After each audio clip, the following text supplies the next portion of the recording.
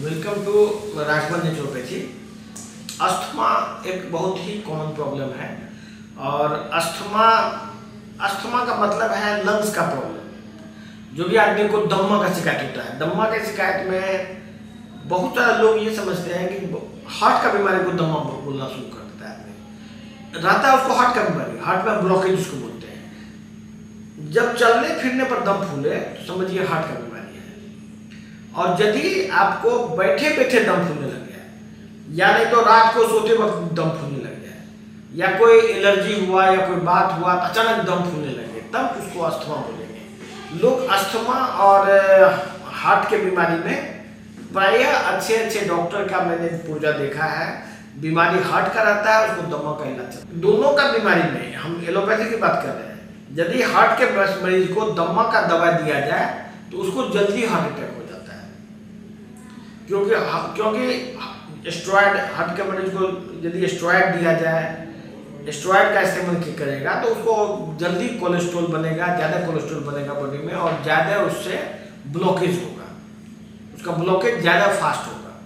इसीलिए प्राय लोग कॉन्ट्राडिक्टरी दवाई खाते रहते हैं। जिसको बीमारी है हार्ट का, वो दम्मा का दवा, कोई आदमी को दम्मा है वो हार्ट का दवा खा रहा है। ये आम लोगों में हो रहा है।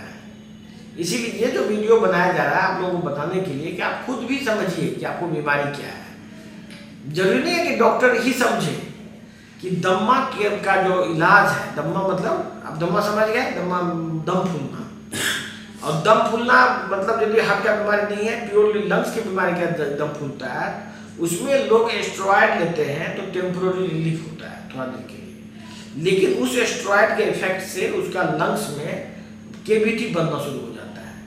ये स्टेरॉयड का प्रॉपर्टी है। स्टेरॉयड क्या करता है कि प्रोटीन को गलाता है, प्रोटीन को गला के उससे शुगर बनाता है और शुगर से फिर एनर्जी मिलता है। स्टेरॉयड क्यों बनता है? जैसे कि ये जो हार्मोन है, हार्मोन बेसिकली जंगल में, जैसे कोई आदमी इमरजेंसी हो गया, मान लीजिए अचानक ही बाघ आ गया सामने, उस समय उसको दौड़ना है। किसी आदमी को मान लो जंगल में है, अचानक बाघ आ गया, तो उसको यदि पाँव में दर्द हो, कुछ भी हो, उसको क्या करना है?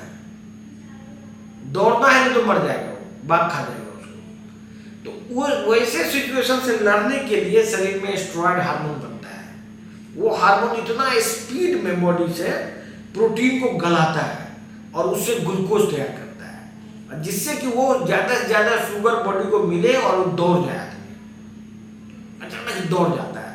तो अब आदमी ले रहा है कौन सी स्टेरॉयड? लंग्स में ले रहा है, डायरेक्ट लंग्स में जा रहा है, और लंग्स में जाके वो प्रोटीन को गला के वहाँ पर उससे वो शुगर में कन्वर्ट कर रहा है, और जिससे कि उसको एनर्जी मिले।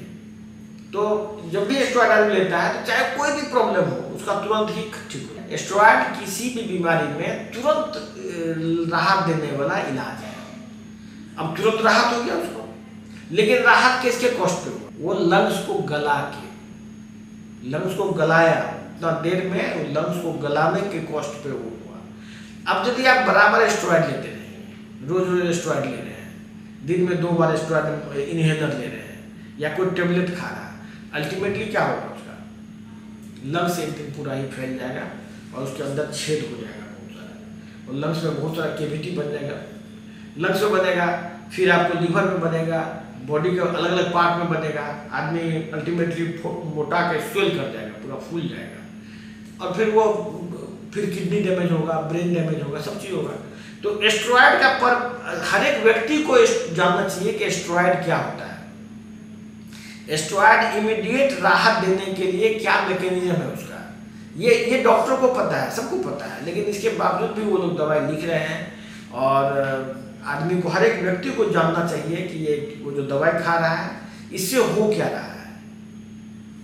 तो लेकिन यदि आपको दम्मा है तो इसका इलाज है, बीमारी ठीक किया जा सकता है। आप ये टेम्पोररी इलाज के चक्कर में एलोपैथी से बचिए, और ये नेचुरोपैथी और जो हमारा जो मेटाबॉलिक ट्रीटमेंट है उसको